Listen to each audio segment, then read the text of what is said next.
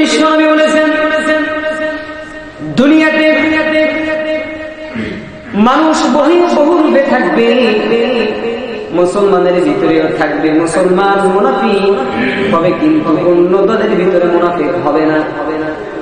আমার বন্ধুগণ, আল্লাহ রাব্বুল আলামিন বললেন আল ফারকু বাইনাল মুমিনি ওয়াল কাফির তারাকাস সালাত। নামাজ হলো মুমিন আর কাফেরের মধ্যে পার্থক্য হলো নামাজ। কাফের আর মুমিন চেনার উপায় হলো নামাজ। কাফের নামাজ আদায় করে না, কিন্তু মুমিন নামাজ আদায় করে। এখন আপনারা বলতেছেন যে কাফেরেরা নামাজ পড়ে না, আর কি মুসলমান মুমিন যারা তারা কি করে? নামাজ পড়ে। তাহলে যখন আপনারা নামাজ পড়েন না, তখন কি আপনার ভিতরে কি কাফেরের আলামত আছে কিনা? কাফেরের আলামত আছে কিনা? আপনি যখন জুমার দিন নামাজ আদায় করবেন, শুধুমাত্র জুমার দিন, তাহলে তো আপনি খ্রিস্টানদের সঙ্গে আপনার চরিত্র মিল হচ্ছে, ইহুদিদের সাথে মিলে যাচ্ছে, কারণ তারা সপ্তাহে একদিন নামাজ আদায় করে। তাহলে আপনার প্রতি 5 ওয়াক্ত নামাজ ফরজ হয়েছে। আপনি যদি জুমার দিনের নামাজটা শুধু আদায় করেন, তাহলে কি কোনো লাভ হবে? এজন্য বিশ্বনবী বলেছেন নামাজ হলো দিনের খুঁটি। নামাজ কিসের খুঁটি? দিনের খুঁটি। যে ব্যক্তি নামাজ আদায় করবে সে ব্যক্তি দিনকে প্রতিষ্ঠিত করবে, আর যে ব্যক্তি নামাজ ছেড়ে দেবে সেজন্য দিন থেকে খারাপ হয়ে গেল, দিন পরিত্যাগ করবে। নাউযুবিল্লাহ। এজন্য আমাদের নামাজ আদায় করতে হবে। হযরত তালহা রাদিয়াল্লাহু আনহু আল্লাহর নবীর একজন সাহাবী, বিশিষ্ট সাহাবী, তিনি কিভাবে নামাজ পড়ছেন আর আমরা বর্তমান সময় কিভাবে নামাজ পড়ি। আমি অনেক সময় দেখেছি যখন মুসল্লিগণ সুন্নাত নামাজ আদায় করে, তখন চোখ থাকে বন্ধ থাকে, মানে চোখ বন্ধ করে নামাজ আদায় করে। অনেক সময় সামনের দিকে তাকাতাকি করে, আরেক দিকে তাকায়, ডান দিকে বাম দিকে তাকায়, দেখেছি। এগুলো করা যাবে না। নামাজে মন একনিষ্ঠভাবে থাকতে হবে। হযরত তালহা রাদিয়াল্লাহু তাআলা আনহু নামাজে দাঁড়িয়ে গেলেন, তার সন্তান তার আশেপাশে খেলা করছিল। এমন সময় একটি বিষধর সাপ এসে তাকে পাকড়াও করে পিছিয়ে ধরল, কিন্তু তালহা রাদিয়াল্লাহু কিন্তু ঠিক পান নাই। তিনি এমন নামাজে রয়েছেন, তার নামাজ কেমন, আমাদের নামাজ কেমন। বিশ্ব নবী বলেছেন সাল্লু কামা রাআইতুমুনি উসাল্লি, তোমরা আমাকে যেভাবে নামাজ পড়তে দেখেছো তোমরা সেভাবে নামাজ আদায় করবে। হযরত হুযায়ফা রাদিয়াল্লাহু তাআলা আনহু ইয়ামিনে এক মসজিদে নামাজ আদায় করছিলেন। এমন সময় দেখলেন এক ব্যক্তিকে নামাজ আদায় করতে, নামাজ পড়ার পরে ওই ব্যক্তিকে জিজ্ঞাসা করলো, ভাই এইরকম ভাবে তুমি কতদিন যাবত নামাজ আদায় করতেছো? লোকটি বলল, ও ভাই আমি 40 বছর যাবত এভাবে নামাজ আদায় করতেছি। তখন হযরতে আল্লাহর নবীর প্রিয় সাহাবী তখন তার জবাবে বললেন, আমি দীর্ঘ 40 বছর এভাবে নামাজ আদায় করতেছি। তখন হুযায়ফা বললেন, সাল্লু কামা রাআইতুমুনি উসাল্লি, ও ভাই দিনী ভাই, তুমি যেভাবে নামাজ আদায় করতেছো আল্লাহর নবী বিশ্ব নবী মুহাম্মদুর রাসূলুল্লাহ সাল্লাল্লাহু আলাইহি ওয়াসাল্লামের নামাজের মতন তোমার নামাজ হয় না। যে কথা বলছিলাম, হযরত তালহা নামাজ আদায় করতেছেন, তার সন্তানকে সাপে বিষধর সাপ পেঁচিয়ে ধরছে। তার স্ত্রী চিল্লাচিল্লি করে আশেপাশের মানুষদেরকে একত্রিত করলো। মানুষগুলো তার সন্তানকে সাপের মুখ থেকে বাঁচালেন।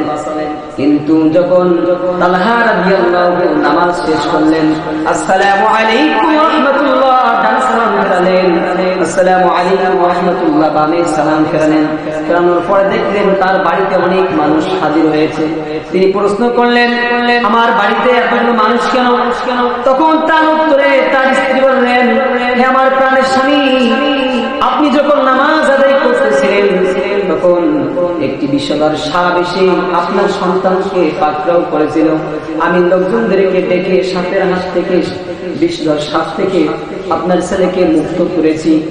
হযরত তালহা বললেন, হে আমার প্রাণের স্ত্রী, আল্লাহর কসম আমি তোমরা যে এই কাজগুলো করেছো আমি তাআলা সাক্ষ্য দিচ্ছি যে আমি এক ইঞ্চিও আমি কিছু জানি না, এই সংবাদ জানি না আমি। তাহলে দেখেন তালহা রাদিয়াল্লাহু নামাজ কেমন আর আপনার আমার নামাজ কেমন। আমাদের নামাজের বাইরে যদি কেউ কোনো কথা বলে নামাজ শেষ না, আমরা সেটা বলতে পারি কিনা? বন্ধুগণ আমার, এজন্য আল্লাহ রাব্বুল আলামিন হাবিব বলেছেন নামাজ আদায় করতে হবে, নামাজ পড়ার মতো। এজন্য নামাজ জামাতে আদায় করার তাগিদ দিয়েছেন এক সাহাবী, হযরতে উম্মে মাকতুম সাহাবী, আল্লাহর নবী বিশ্ব নবীর সাহাবী। তিনি আল্লাহর নবীকে প্রশ্ন করলেন, ইয়া রাসূলুল্লাহ, হাবিবাল্লাহ, আমি তো অন্ধ, আমি নামাজ আদায় করতে মসজিদে ঠিক মতো আসতে পারি না, কার সঙ্গে আমি আসবো? আমাকে কি একটু রুখসত দেওয়া যায় কিনা, আমাকে একটু ছাড় দেওয়া যায় কিনা? আল্লাহর নবী তাকে প্রথমত তাকে বললেন, তুমি যাও, তোমাকে ছাড় দেওয়া হয়েছে। কিন্তু কিছুক্ষণ পরে বিশ্ব নবী হযরতে উম্মে মাকতুমকে ডাক দিলেন, ডাক দিয়ে বললেন, উম্মে মাকতুম, তোমার ঘরে আল মুসলিমের আযান তুমি শুনতে পাও? হযরতে উম্মে মাকতুম বললেন, ইয়া রাসূলুল্লাহ, আমি আযান শুনতে পারি। বিশ্ব নবী বলেছেন, তাহলে তুমি আযান শোনা মাত্র আযানের জবাব দেবে এবং কি তুমি মসজিদে এসে জামাতে নামাজ আদায় করবে। একজন অন্ধ সাহাবীকে ছাড় দেওয়া হয় না। এই জন্য নামাজের গুরুত্ব অনেক।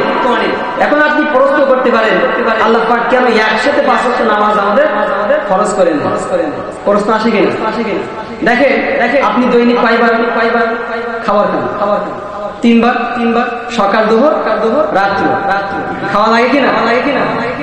ঠিক রুহের খাদ্য হচ্ছে কি? নামাজ। এজন্য 5 ওয়াক্ত নামাজ আল্লাহ রাসূল বললেন যে 5 ওয়াক্ত নামাজ হলো রুহের খাদ্য। যদি আপনি একসঙ্গে যদি 3 বেলার খাদ্য যদি একবারে খান, সারাদিন থাকতে পারবেন না। এজন্য একসঙ্গে নামাজ ফরজ করা হয় না। এখন আপনি প্রশ্ন করতে পারেন, এই 5 ওয়াক্ত নামাজ কি কোরআনের ভিতরে আছে? আজ খুতবা শোনার বিষয় যে নামাজ, এই নামাজের ভিতরে এখানে আয়াতটি উল্লেখ করা হয়েছে খুতবার ভিতরে যে ফাসুবহানাল্লাহি হিনা তুমসুনা ওয়া হিনা তুসবিহুন। আপনি তো হয়তো বোকামি করতে পারেন যে মানুষ হুজুরদেরকে বোকা বানানোর জন্য করতে পারেন কি যে 5 ওয়াক্ত নামাজ কি কোরআনের ভিতরে আছে? প্রশ্ন আসে না? সবাই কিন্তু জানে না, কিন্তু ওই নামাজ পড়তে হয় তো আমরা কিন্তু আল্লাহ পাক জানিয়ে দিলেন, ফাসুবহানাল্লাহি হিনা তুমসুনা ওয়া হিনা তুসবিহুন ওয়া লাহুল হামদু বিস সামাওয়াতি ওয়াল আরদি ওয়া আশিয়া ওয়া হিনা তুযহিরুন। এই আয়াতের ভিতরে আল্লাহ পাক জানিয়ে দিলেন তোমরা আল্লাহর তাসবিহ পাঠ করো সকাল এবং বিকেলে, অর্থাৎ কি মাগরিব আর ফজর সময়।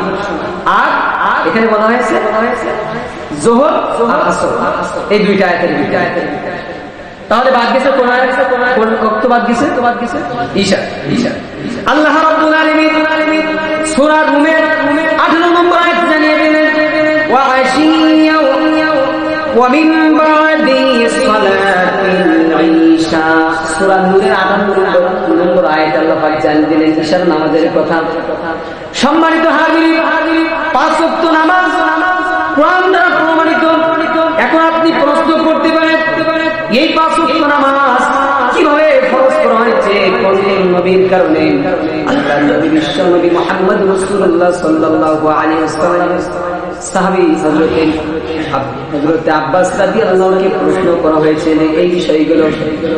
হাদিস দ্বারা প্রমাণিত ফজরের নামাজ হযরত আদম আলাইহিস সালামের কারণে ফরজ হয়েছে। হযরত আদম আলাইহিস সালাম একটি ভুলের কারণে জান্নাত থেকে দুনিয়াতে আল্লাহ পাক নামিয়ে দিয়েছেন। দেওয়ার পরে 350 বছর অনেক কেঁদেছেন। আল্লাহর কাছে তওবা করার পরে আল্লাহ রাব্বুল আলামিন যখন তওবা কবুল করেছেন, তওবা কবুল করার ফলে আল্লাহর নবী হযরত আদম আলাইহিস সালাম 2 রাকাত নামাজ আদায় করেছিলেন শুকরিয়া স্বরূপ। আর ওই 2 রাকাত নামাজ আল্লাহ রাব্বুল আলামিন উম্মতি মুহাম্মাদের জন্য ফজরের নামাজ হিসেবে কবুল করে দিয়েছে। সুবহানাল্লাহ। তাহলে ফজরের নামাজ কিভাবে আসছে? হযরত আদম আলাইহিস সালামের কারণে। যোহরের নামাজ হযরত ইব্রাহিম আলাইহিস সালামের স্মরণে খরচ করা হয়েছে। হযরত ইব্রাহিম আলাইহিস সালাম